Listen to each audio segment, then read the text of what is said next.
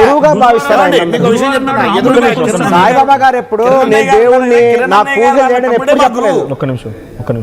సాయిబాబా గారు ఎప్పుడు నేను దేవుణ్ణి మీరందరూ వచ్చి నాకు పూజలు చేయండి అని ఎప్పుడు అనలేదు.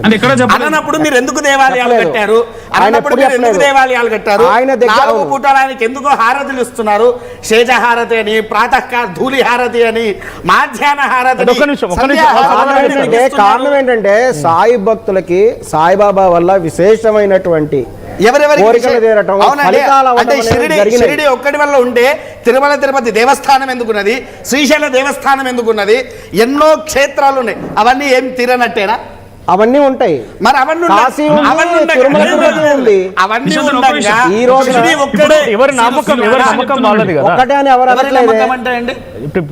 దేవుడు నమ్మ శ్రీశైలం వెళ్ళేవారు శ్రీశైలంకి వెళ్తారు, షిరిడికి వెళ్ళేవారు షిరిడికి వెళ్తారు. ఎవరి నమ్మకం వాళ్ళది.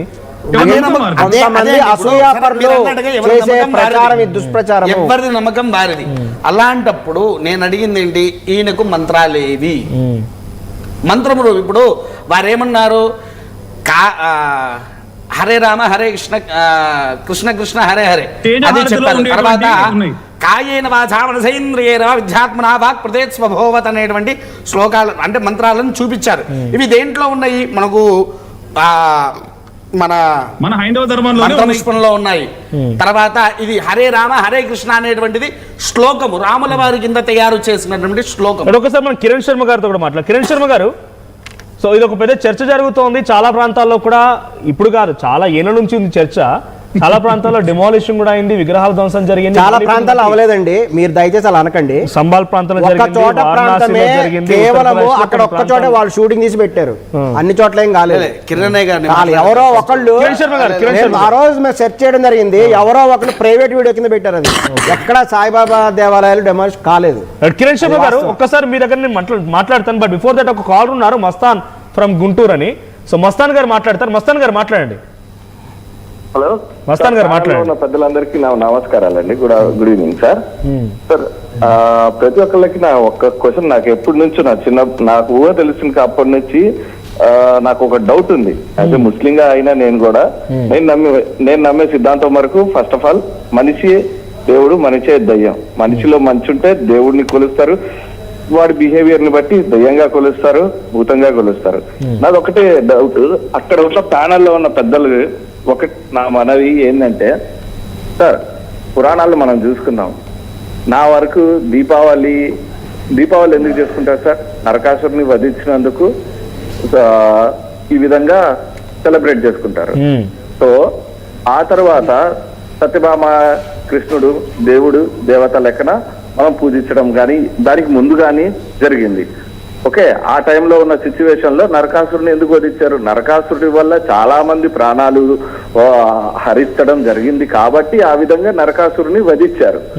అప్పుడు ఆ దేవుళ్ళుగా అయ్యారు. సో దాని తర్వాత ఏదైతే క్రీస్తు శకాలు అప్పుడు పోయాయో, దాని తర్వాత మన భారతదేశానికి ముస్లింస్ దండయాత్రగా వచ్చి ముస్లింస్ ఇక్కడ ఉన్న దేవాలయాలన్నీ పగలగొట్టేసి డిమాలిషన్ చేసి, ఆ తర్వాత వాళ్ళ పెత్తనం చెలాయించి, ఆ తర్వాత వాళ్ళు చేయరాని పనులు, మహిళల్ని కానీ చిన్నపిల్లల్ని కానీ వృద్ధుల్ని కానీ ఎవరిని పడితే వాళ్ళని చేయరాని పనులు ఆ విధంగా చేసి వాళ్ళు కొంతమంది కన్వర్ట్ అయ్యారు, కొంతమంది కన్వర్ట్ కాలాలను చంపేశారు. అప్పుడు వాళ్ళ రాజ్యం వేలారనమాట. అప్పుడు రాలేదు దేవుడు, ఎవరు రాలేదు. అప్పుడు ఏ కృష్ణుడు రాలా, ఎవరు రాలా. ఆ తర్వాత మళ్ళీ ముస్లింస్ వెళ్ళిన తర్వాత మళ్ళీ బ్రిటిషర్స్ వచ్చారు మన భారతదేశాన్ని పాలించడానికి.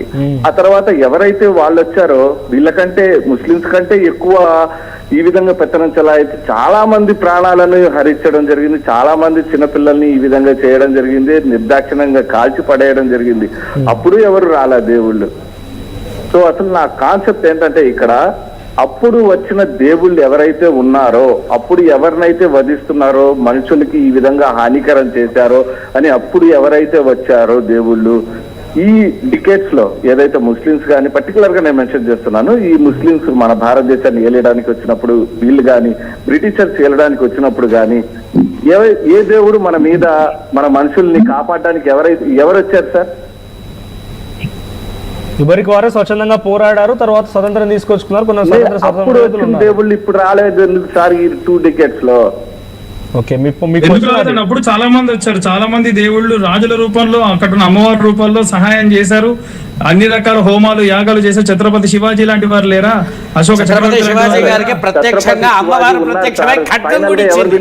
అది మనకు పురాణాల్లో ఉంది.